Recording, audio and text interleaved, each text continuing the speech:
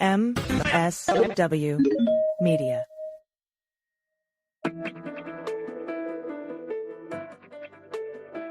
Spy Talk, a podcast at the intersection of intelligence, foreign policy, national security, and military operations. I'm Michael Isikoff, and this is Spy Talk. A street party-like atmosphere. This might seem like a dangerous way to celebrate, but not in a country that has endured years of bombs and bullets, finally rid of a brutal dictator. Anyone who wants to celebrate is coming here to the central square in Damascus. Every couple of minutes we're hearing celebratory gunfire. The ground here literally strewn with bullets which have been fired. And it's not just members of the rebel group HTS, it's lots of civilians. I've seen women, children bringing their families along. That was one of the many reports from Damascus this week as Syrians celebrated the astonishing overthrow of the brutal regime of Bashar al-Assad. Rebel groups who had been fighting for years were suddenly able to mount a lightning offensive that toppled the Syrian army in barely a week's time, catching the entire region, not to mention U.S. intelligence, off guard. But not everybody was surprised. Mouaz Moustafa, a Syrian-American who is the executive director of the Syria Emergency Task Force in Washington, has been working for years to expose the brutality and torture of Assad's government, and had unique insights into how this new Syrian revolution took place, and the hidden and largely unexpected role that foreign intelligence operations may have played. I caught up with him by cell phone in Damascus this week as he returned for the first time in years to the country where he was born. Mouaz Moustafa, welcome to Spy Talk. Hello. Yeah, really great to have you at this amazing moment in Middle Eastern history. You grew up as a young child in Damascus. You've been working for more than a decade now to liberate your country from the Assad regime. You flew back to Damascus this week. Just on a personal level, what's this been like for you? Oh, it is surreal. I mean, I honestly keep thinking this is a dream and I'm going to wake up. Like, I've never felt where I'm like, this is a dream and I'm afraid that I'm going to have to wake up from it. But then another day goes by and it's so real.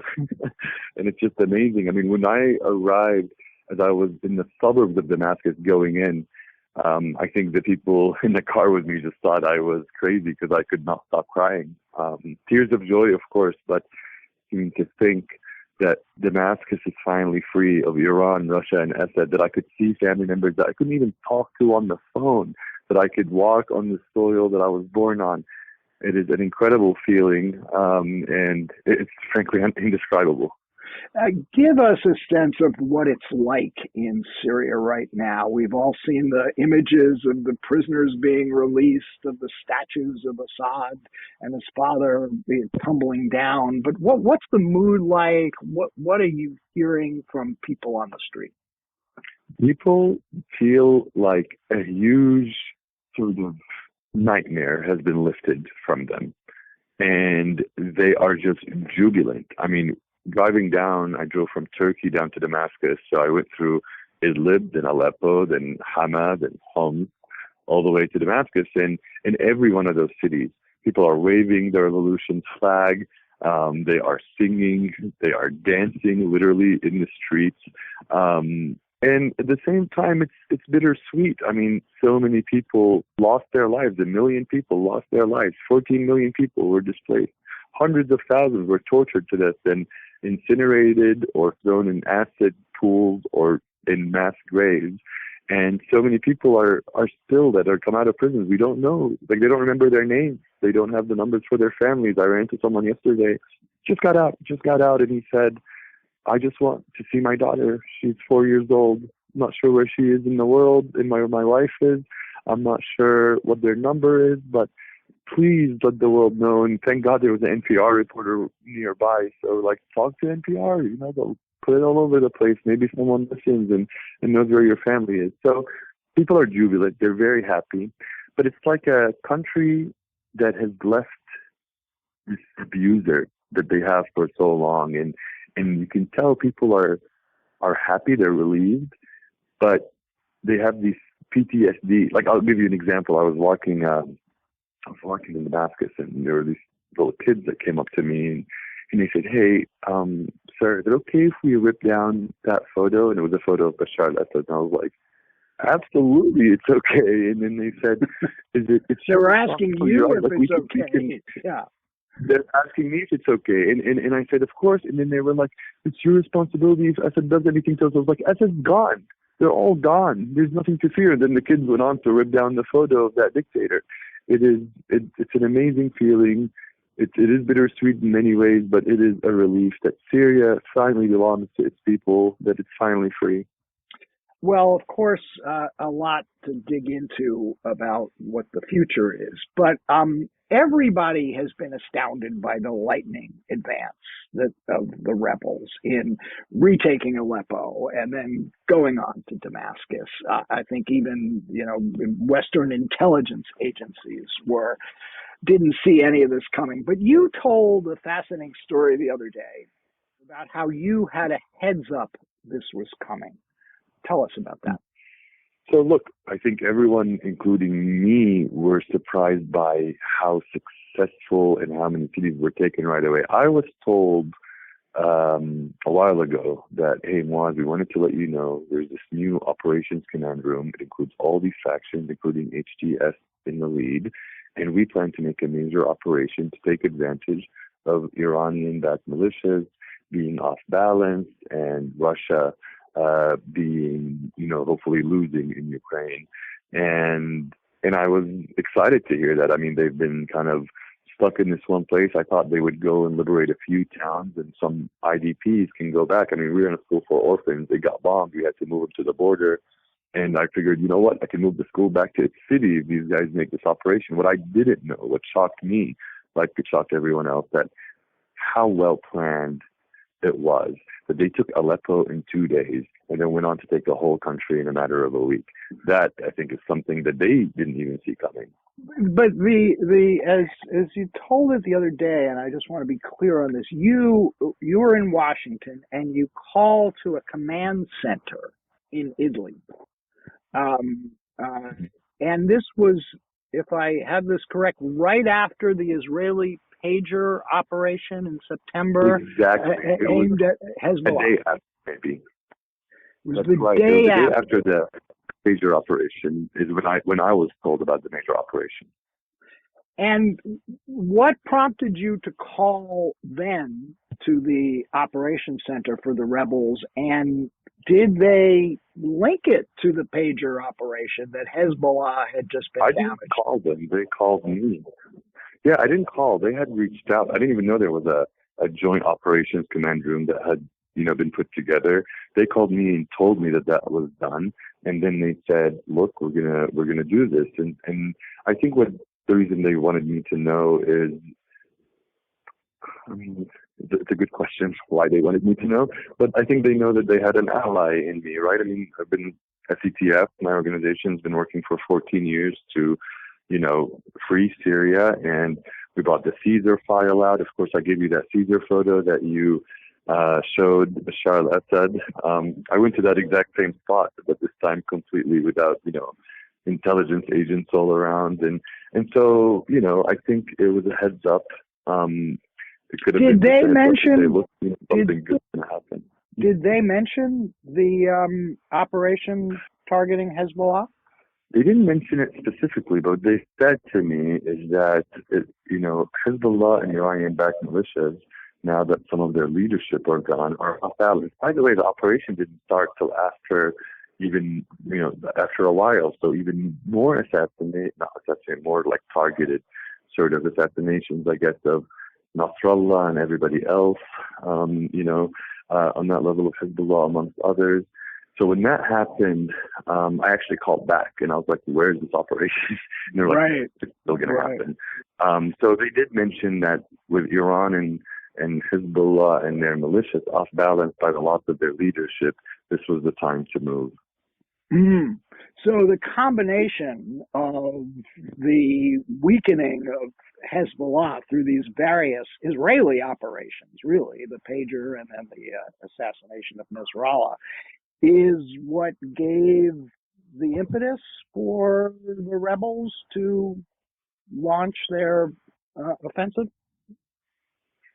Well, look, the rebels have been training for a long time, as they've been stuck for over a decade in Idlib.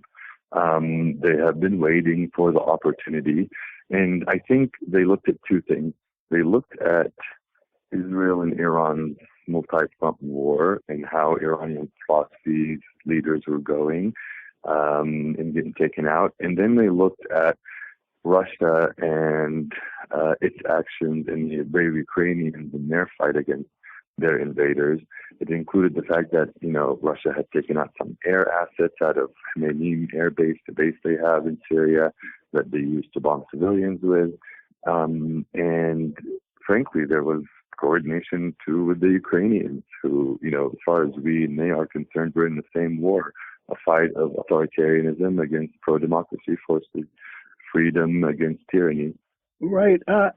David Ignatius of the Washington Post reported this week that Ukrainian intelligence had actually sent about 20 drone operators and about 150 first-person view drones to the rebel headquarters in Idlib. Is that what you're referring to when you talked about the contribution Ukrainian intelligence made? Yeah, look, we have been coordinating with the Ukrainians on multiple levels, from war crimes documentation to countering misinformation of Russia to medical work in a place where, hospitals are targeted by the Russians, etc., and general resistance to Russian aggression. So whatever you said, plus whatever else could have happened, I don't want to comment about the details, were key. And what was key is both intelligence and some technical abilities. And I can tell you drones played a real important role in this rebel takeover.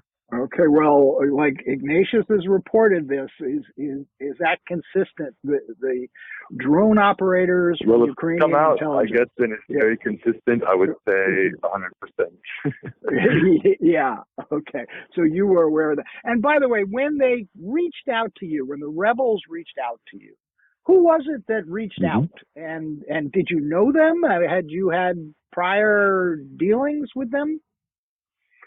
Yeah, so I take members of Congress to Northwest Syria. I took John McCain back in 2013. I took French Hill and Ben Klein and Fitzgerald, these three congressmen, 8 months ago.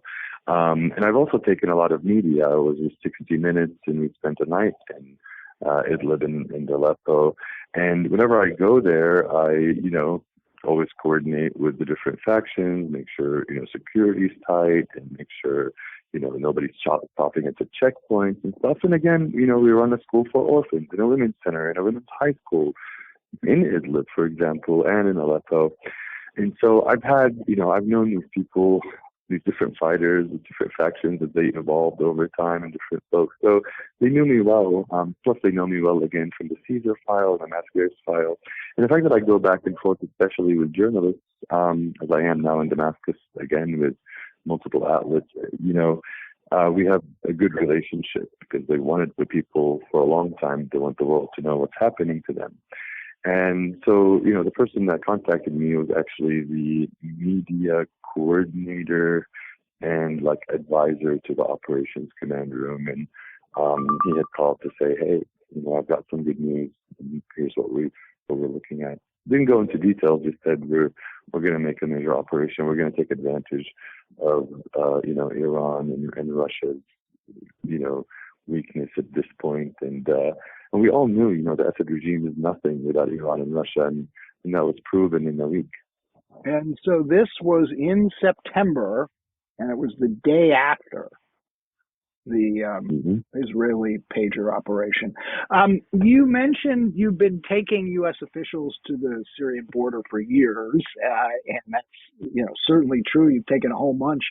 But one who you did take in 2015 was a U.S. Congresswoman, a Democrat from Hawaii by the name of Tulsi Gabbard, who's obviously now been nominated to be the Director of National Intelligence by President Trump. Tell us about your experience with Tulsi Gabbard on that trip. My experience with Tulsi Gabbard started before that 2015 trip. My first time I ever met her was in 2014 when I had brought the defector Caesar to testify before the House Foreign Affairs Committee. I think she had been a congresswoman for a year or less at that point, and she was there. She listened to the Caesar testimony. She saw the bodies that are tortured with those photos that were authenticated by the FBI. And then in the months after that, she was saying first of all, she wasn't moved to do anything about Caesar, even though Republicans and Democrats actually came together and worked with us at SETF to write and pass the Caesar Syrian Civilian Protection Act, named after Caesar. The reaction to that powerful testimony, she didn't say a word. I think she had one question for Caesar. I don't remember it. I'm sure it's in the congressional record. And then she was saying these weird things that, being trained by America, and the rebels gassed themselves as a false flag, and I honestly still tried to give her the benefit of the doubt. Maybe this lady, thought she didn't trust the FBI, because they had authenticated the Caesar photos, and she still was saying all these crazy things, and maybe she was misinformed by Russian propaganda. And it was one of the reasons that whenever there was a group of members, about 5 members, of the House, including Tulsi Gabbard, and Senator Kaine from Virginia also joined. Throughout the meetings during that trip, their group meetings, she never said anything, nodded, sometimes smiled, sometimes wrote down some notes.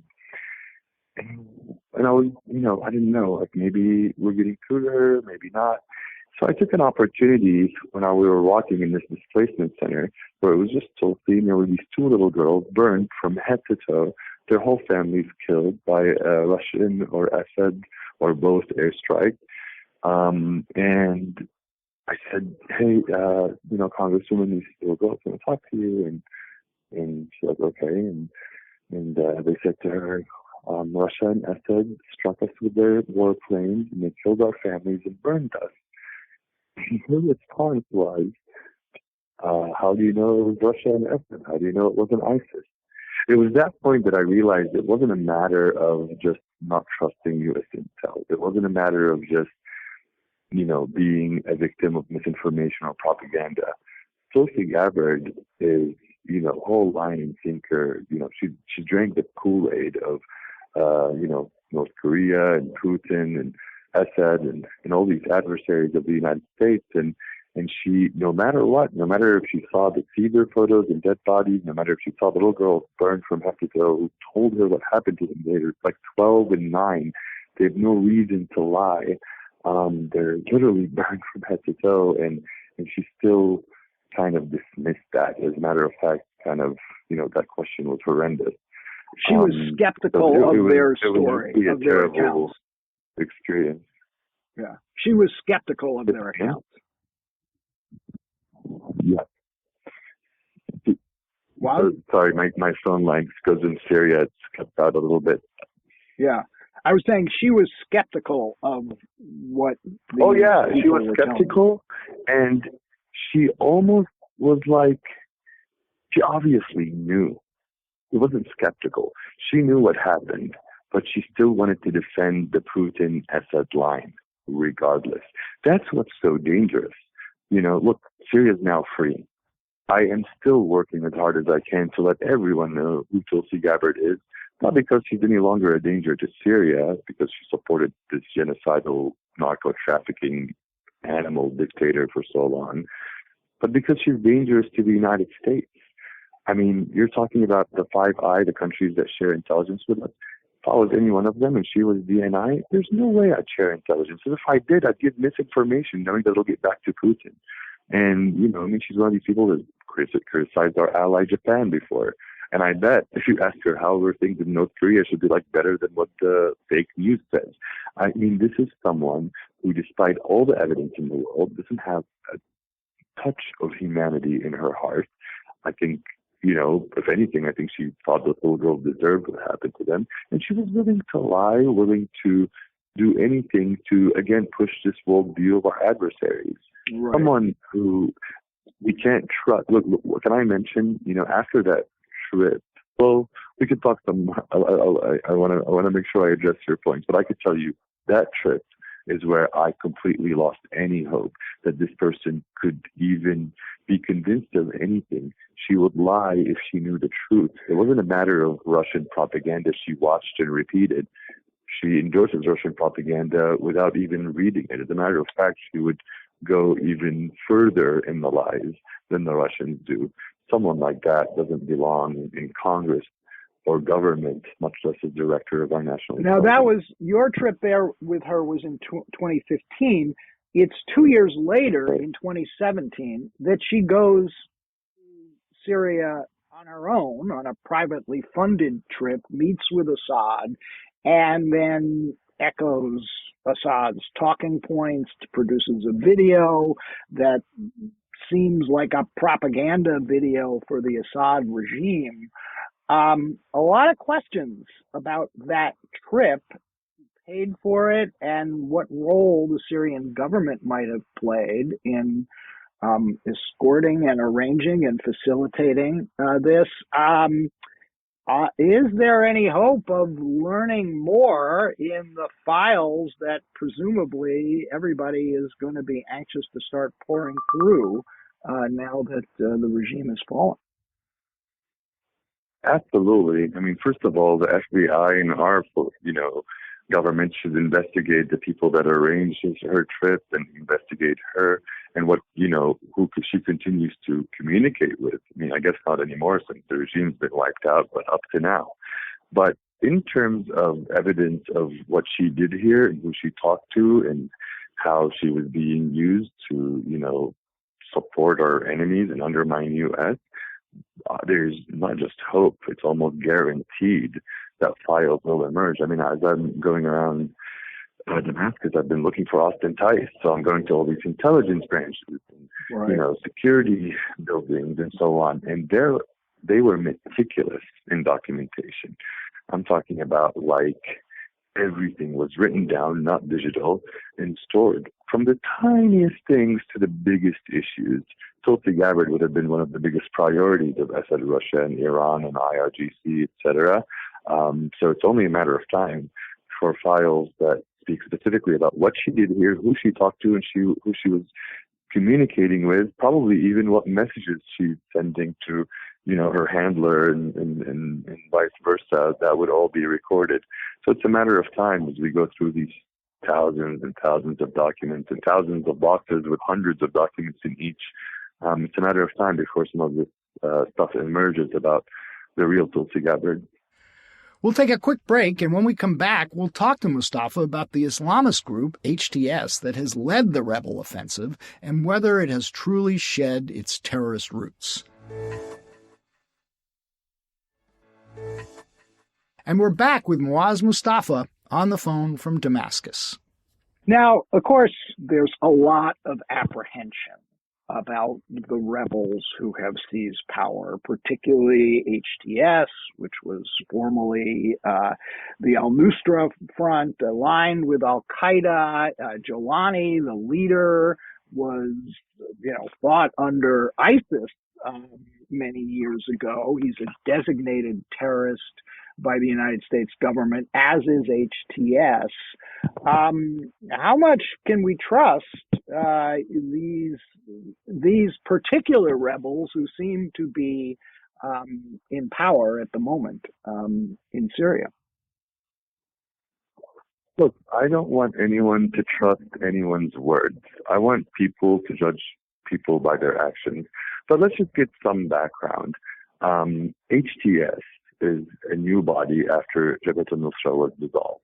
Jabhat al-Nusra did have an affiliation with al-Qaeda, but it was a loose affiliation, not tied to any transnational or even regional ambitions in terms of terrorism or anything like that. It was this, they did it based on this sort of inter-Islamist jihadist sort of politics within Syria. I won't bore you with the details, but happy to provide them.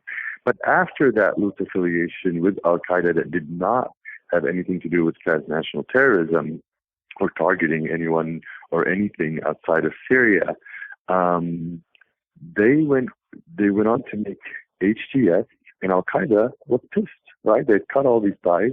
Al-Qaeda creates a new branch for it in Syria called Horas al-Din, or HOR. It was HTS specifically that completely wiped them out. That's why Al-Qaeda had zero presence in Syria. In terms of ISIS, it was HTS alongside a coalition of other forces, which now make up this Joint Operations Command Room, that wiped ISIS out of northwest Syria, just like the United States alongside its SDF partner forces wiped them out of the northeast, and the U.S. with its partner forces, the Syria Free Army, or SFA, wiped them out of the south. And so, it's ironic, right? Because everyone's like, this is Al-Qaeda, this is ISIS. When, ironically, this group, alongside others, were key in wiping out both ISIS and Al-Qaeda from areas that they were in. And when they defeated Russia and Iran and Assad, it opened up the airspace. That's why we saw the massive strikes by the United States on ISIS bases in formerly Russian deconfliction areas. Why? Because Russia had no interest in fighting ISIS in Syria against everything Tulsi Gabbard said. But Mouaz, they are still an Islamist group, and Jolani certainly is steeped in the theology and ideology of Islamist groups. Let me differentiate between, I wanted to first of all just kind of address the Al-Qaeda ISIS ties, which obviously don't exist, they're enemies. But let's talk about not terrorism or anything, because that's been addressed. Let's talk about, okay, they're a very conservative Islamist movement, right? Rebel group. Now, fear here is more domestic. What are they going to do with women? What are they going to do with minorities, and so on? Well, the fact is, again, let's judge them by their actions. I was in Aleppo. The bishop in Aleppo said, these are not terrorists. This is the top Catholic in Syria. These are revolutionaries. They liberated us, and they provided us more electricity 2 days after liberation than we've had the whole time under the Assad regime. And we're decorating for Christmas. Look around. When was the last time that you saw ISIS, Al-Qaeda, Taliban, whatever, roll into a town and not slaughter or kick away all minorities and Christians? Here, they're celebrating in Damascus. The hotel I'm staying at has like 16 Christmas trees lit up outside. Nobody's telling anyone to take anything down. And there was a recent decree by HTS and the Operations Command Room. Nobody come near women. They can do whatever they want. Nobody can tell a woman to put a cover on her hair, regardless if she's Muslim or not.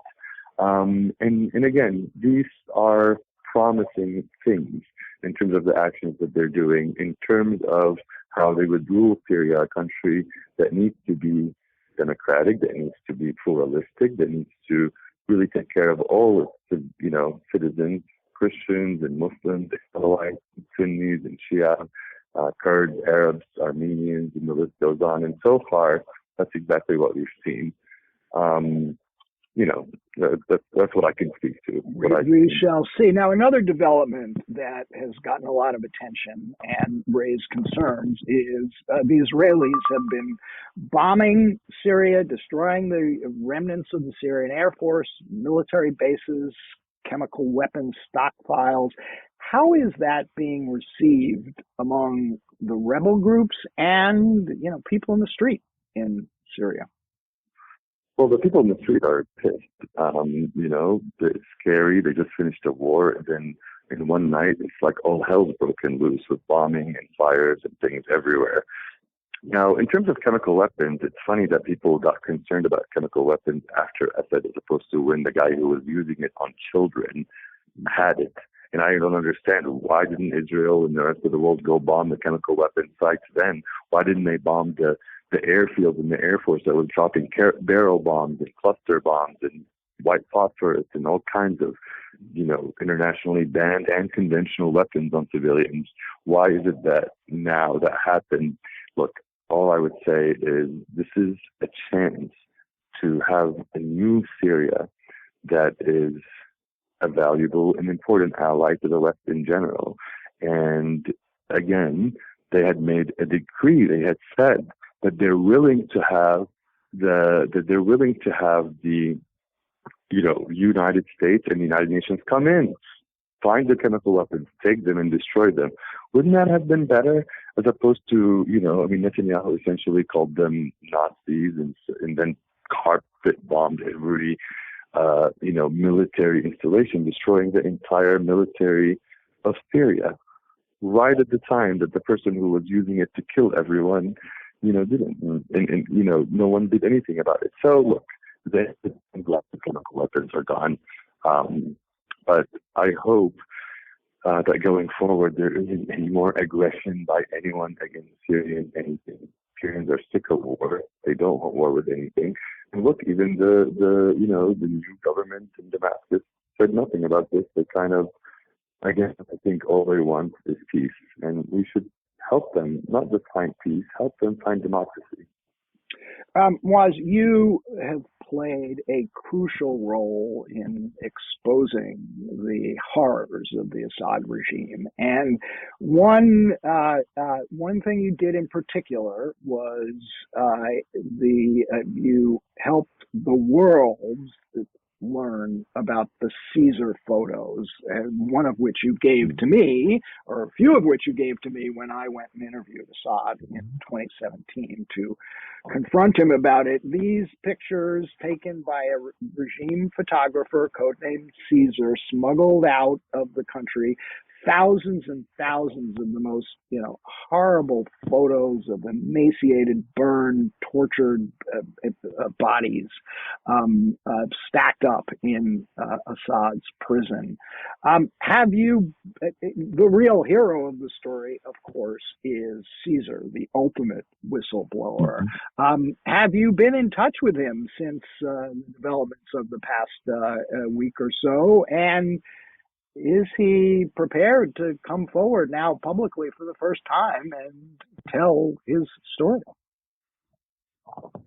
I talked to him on the day of liberation, the day that Damascus was liberated and Assad and Iran and Russia were no more in Syria. I called them, and I couldn't tell what he was saying for the first 20 minutes because he was crying like a baby.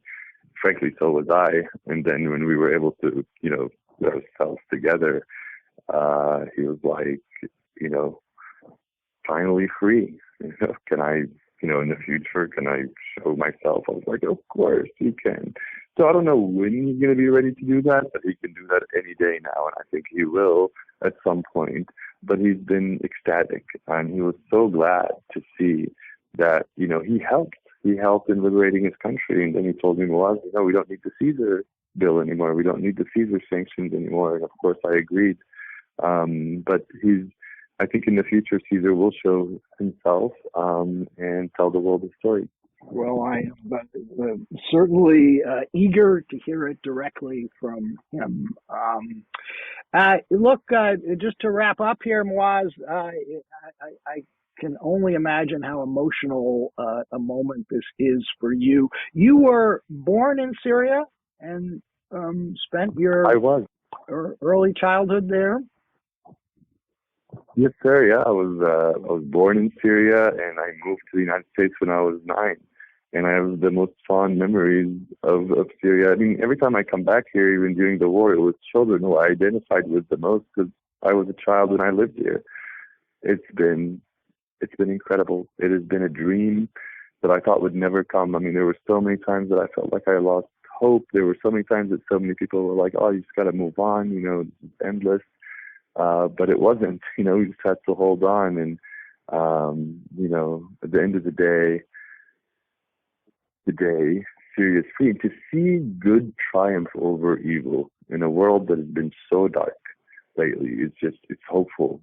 It's hopeful for the entire world. And I want to say that this isn't just important for Syria.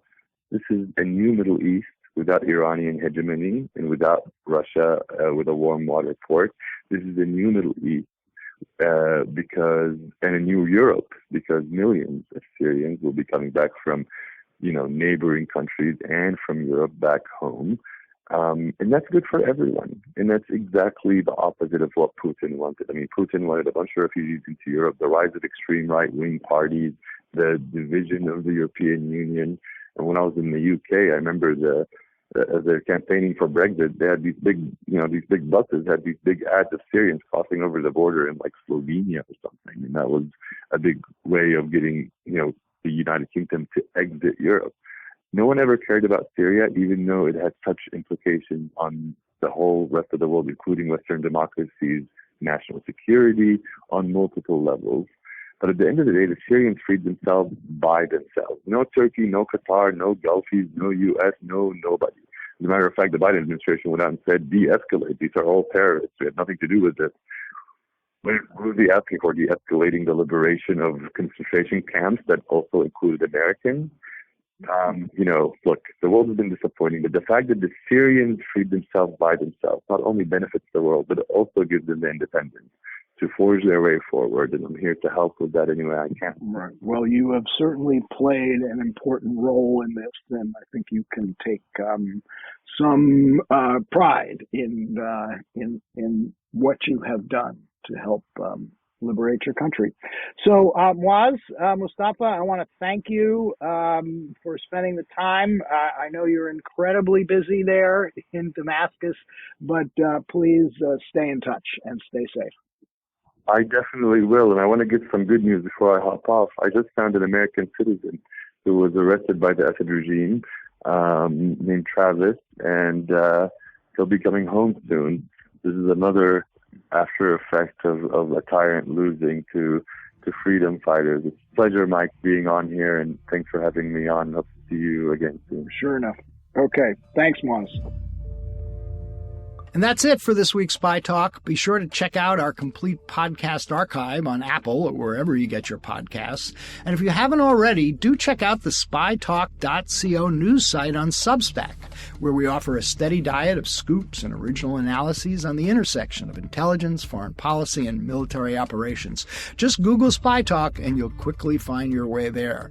This edition of the Spy Talk podcast was smoothly produced, as always, by Kanai and expertly edited by Molly Hockey for MSW Media.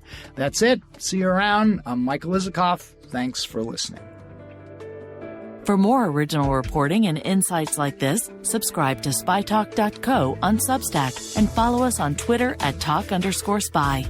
If you enjoyed our podcast, subscribe and leave a review on Apple Podcasts, Spotify, or wherever you get your podcasts. MSW Media.